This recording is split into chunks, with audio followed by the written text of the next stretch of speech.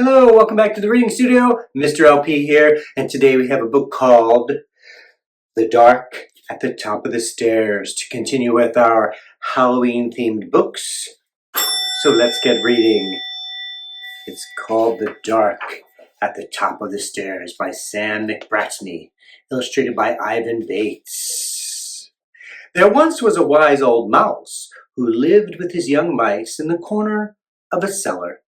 Every day the old mouse liked to do something interesting with his young mice. "What shall we do tomorrow?" he said one bedtime, for the young mice were getting ready to sleep, and he wanted them to look forward to the morning. "I would like to see the dark at the top of the stairs," said a young mouse whose name was Cobb. "Me too," said his sister Hazel, snuggling into the warmth. "I want to see the dark at the top of the stairs." "And so do I," said little Berry, the youngest of the three. "We've never been to the top of the big dark stairs where the monster lives." The old mouse thought for a while. It was true that he had not taken his young mice up the cellar stairs. Then he said, "What about a walk to the acorn tree in the garden? Or a visit to your cousins in the cornfield? We could even have a swing on the seed heads of the long grass." "No," said Cobb. "We want to see the dark at the top of the stairs."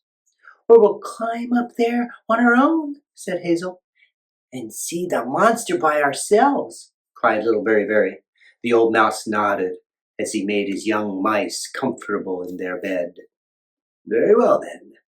We will go there in the morning," he said. He spoke as if he knew that sooner or later all young mice will try to see the dark at the top of the stairs.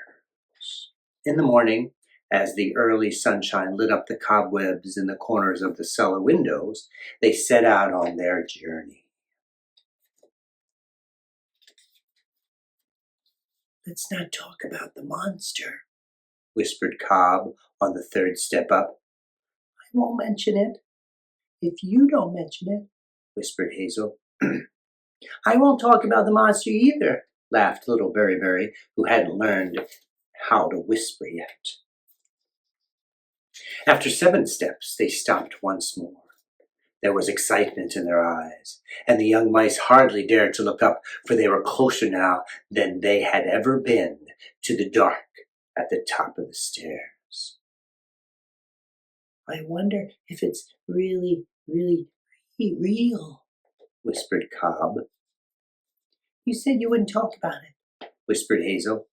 "I hope the monster knows we're coming," cried little Berry. On the 10th step up, only 2 from the top, they paused once more. Hazel turned to the old mouse and whispered, "What is the monster like? Is it the most terrible thing anyone has ever seen?" "We don't have to go far now," the old mouse said, and they climbed the last 2 steps.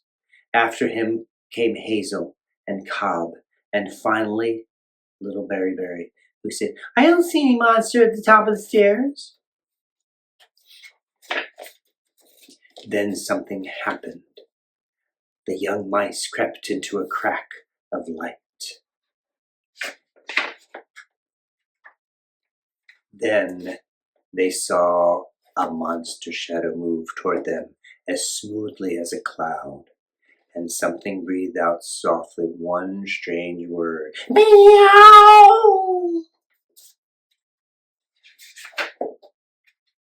The young mice did not wait to say goodbye. With wildly beating hearts, they went bumpity-bump and slippity-slide and tumbly-thump all the way to the bottom of the stairs, where they landed in a wriggle and a heap before making a dash for a warm, safe, wonderful home. At the end of the day, the old mouse came to ask his young mice what they would like to do tomorrow. "I would like to go to the acorn tree," said Cobb. "I would like to go visit our cousins in the cornfield," said Hazel. "I would like to go swing backward and forward on the long grass," said little Berry. But none of them mentioned the dark at the top of the stairs. The end. That's The Dark at the Top of the Stairs. I hope you enjoyed it, and I hope you watch it over and over. I hope you'll like and subscribe right here to the Reading Studio, and we'll see you soon.